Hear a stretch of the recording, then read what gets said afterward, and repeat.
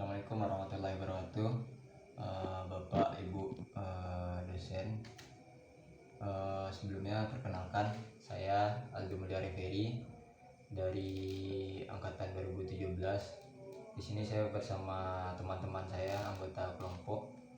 Itu ada yang pertama ada Panji Nevaldo dan yang kedua ada Tri Hamdani. Di sini kami dari konsentrasi telekomunikasi. Kami membuat perancangan pintu otomatis dengan berbasis Internet of Things menggunakan ESP8266 dan juga RFID AC055. Jadi di sini kami melakukan perancangan pintu rumah otomatis ini, salah satunya itu sebagai salah satu syarat untuk mata kuliah dari tugas akhir 1. Jadi untuk yang pertama saya akan menjelaskan kenapa saya bersama teman-teman melakukan penelitian ini. Jadi itu dilatar belakangi dari seperti kita tahu pada saat ini kebanyakan rumah di sekitar kita itu masih menggunakan kunci pintu konvensional. Jadi dari melihat keadaan tersebut ada beberapa kendala atau kelemahan ketika ada kehilangan anak kunci atau bisa menimbulkan rasa kekhawatiran saat kita bepergian jauh. Bisa kita kunci pintu rumah sudah terkunci atau belum. Jadi hal itu menimbulkan kecemasan. Maka dengan itu kami di sini melakukan perancangan pada prototipe ini dengan memanfaatkan teknologi berbasis IoT tadi untuk menghilangkan kekhawatiran tersebut. Jadi seperti di era digitalisasi ini kita bisa mengontrol semuanya dengan smartphone. Jadi yang menjadi tujuan dari kami untuk membuat alat ini, yang pertama itu bisa memonitoring keadaan pintu rumah, apakah keadaannya itu terbuka atau tertutup, itu bisa kita lihat di smartphone nantinya. Dan juga membuat alat yang dengan harga yang relatif murah tapi mempunyai keunggulan yang lebih baik dari kunci pintu rumah konvensional nantinya, dan dapat diakses dengan mudah melalui aplikasi smartphone kita semua. Jadi di sini adapun yang komponen-komponen yang digunakan itu ada non MCU itu ESP8266. Setelah itu ada RFID AC055. Di sini RFID yang sebagai reader. Setelah itu ada RFID card sebagai tagging cardnya nanti untuk diaplikasikan. Dan di sini juga ada kita menggunakan solenoid door lock. Door lock ini berfungsi untuk digunakan untuk sebagai pembuka dan penutup kunci pintu rumah. Setelah itu ada adaptor sebagai sumber tegangan elektrik ke solenoid. Setelah itu ada di sini kita menggunakan relay 5 volt DC sebagai saklar elektronik, dimana nanti relay ini terhubung ke node ESP dan juga ke solenoidnya. Dan yang tentunya yang pertama tadi node ESP ini sebagai fungsi utamanya dalam keadaan mewujudkan pintu rumah otomatisnya, dimana nanti di sini diprogramkan melalui aplikasi Arduino sebagai pusat kendali mikrokontrolernya. Dan RFID jadi itu untuk pembaca kartu aksesnya nanti, untuk membuka dan menutup pintu rumah. Dan di sini kita juga memanfaatkan ke smartphone itu melalui platform, yaitu platform yang bisa kita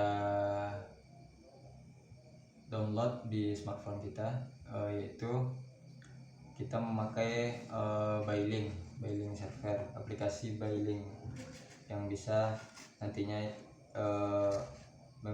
memonitoring keadaan pintu rumah ini apakah sudah terbuka, dalam keadaan terbuka atau tertutup. Mungkin itu penjelasan yang mengenai saya, keadaan yang pertama ya. Berikutnya saya akan menjelaskan bagaimana komponen ini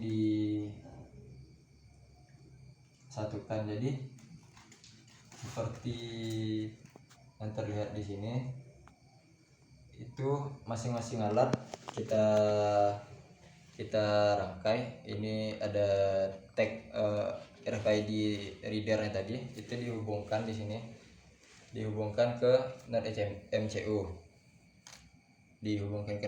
ke pin-pin NAT MCU sesuai fungsinya. Setelah itu nantinya dari NAT MCU itu di dalam ada relay yang sebagai saklar elektronik yang juga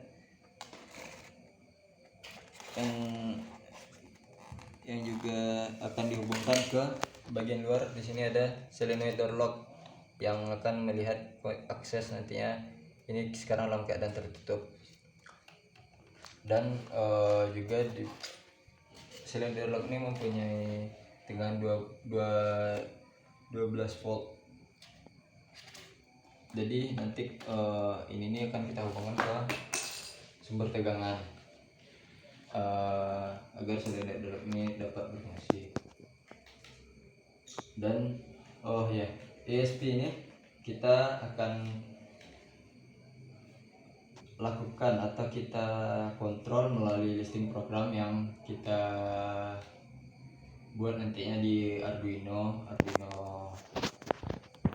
software Arduino. Jadi setelah ESP ini di program, nanti ESP akan menyimpan program tersebut di memori. Jadi kita setelah di program dengan pintu rumah otomatis, setelah dia bisa melakukannya, jadi program tersebut akan tersimpan di memorinya. Jadi kita tidak perlu mencolokkan atau menghubungkan ke laptop. Jadi bisa melalui kabel charger ya, karena programnya sudah tersimpan di ESP itu sendiri.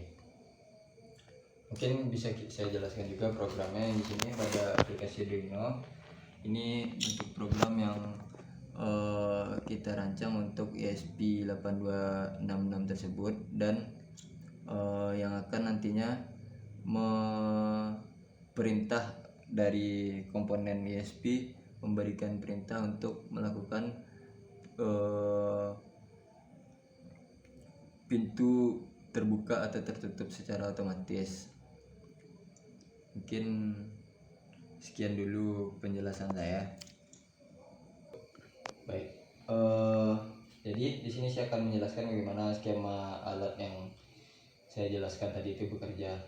Setelah alat ini dirangkai, tentunya kita akan lihat bagaimana pengaplikasiannya terhadap pintu rumah ini bekerja optimal atau tidak ya. Jadi di sini kita hanya menempelkan tagging cardnya ke reader, ke RFID reader, maka otomatis pintu solenoid door lock akan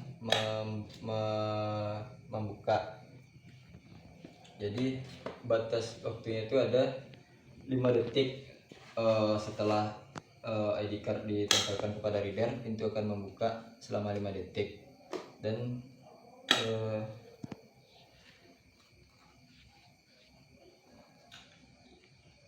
kondisi yang lainnya itu yang di RFID maka itu terbuka. Jadi di smartphone, di Bailing pun itu keadaannya terbuka, dan setelah itu dia mengunci kembali setelah 5 detik.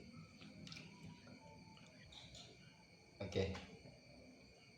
aplikasi setelah di RFID-nya dibuka, maka di smartphone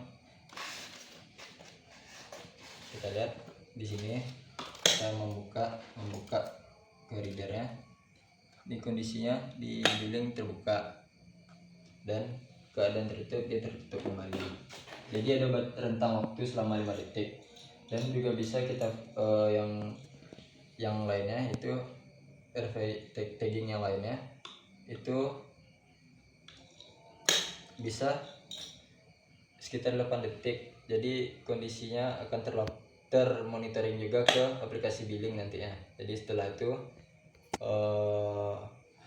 dan setelah kita kunci kembali, itu akan terlihat juga di aplikasi billingnya pintu rumah dalam keadaan terkunci.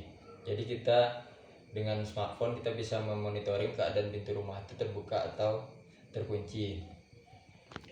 Dan di sini kami memvariasikan hasil dari jarak dari tag ID ini. Jadi RFID ini punya jarak sekitar kurang lebih 5 cm. Jadi dalam hasil percobaan kami, dalam skala percobaan kami itu jarak paling jauh yang bisa dideteksi oleh reader terhadap tagging card ini itu sekitar 5 meter. Dan di atas itu kemungkinan tidak terbaca. Dan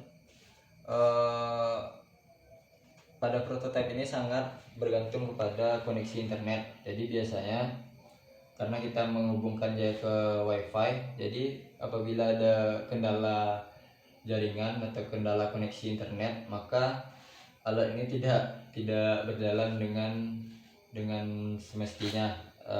Bisa ada keadaan dia tidak bisa bekerja karena ESP8266 ini kita hubungkan ke WiFi ke modul WiFi. Jadi ke WiFi, jadi sangat bergantung dengan internet. Mungkin sekian bentuk dan juga kita bisa lihat dari aplikasi Bailingnya, ketika keadaan pintu rumah tertutup maka dia akan melaporkan terkunci, dan ketika kita buka nanti ya di RFID maka dia juga akan melaporkan keadaan di servernya itu terbuka. Dan itu menghilangkan kekhawatiran kita keadaan rumah saat bepergian, atau kita bisa monitoring keadaan pintu rumah ditinggalin dalam keadaan terbuka atau tertutup. Jadi kita bisa lihat langsung koneksi ke HP kita dengan HP yang setelah diinstal Bailing dan di login dan dibuat akun project. Di sini dirancang, di sini kami menampilkan keadaan aja dalam bentuk tulisan sebagai bentuk prototipe sederhana. Mungkin untuk penelitian lebih lanjut bisa divariasikan pada Bailingnya atau pada alat ini mungkin bisa lebih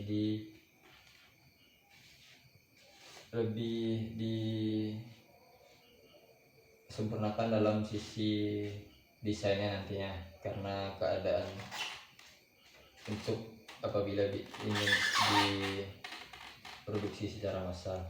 Mungkin itu bagaimana alat ini bekerja dan hasil yang kami uji. Diantaranya ada tag RFID dan juga bagaimana koneksinya ke smartphone kita. Dan beberapa kesimpulan bisa saya dan teman-teman ambil dalam penelitian ini. Jadi pada perancangan pintu rumah otomatis ini bisa dapat bekerja dengan optimal, walaupun masih ada beberapa kendala. Diantaranya itu masih sangat bergantung kepada koneksi dari internet.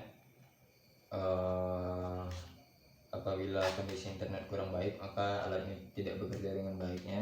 Tapi ada lagi beberapa kendala yang mungkinnya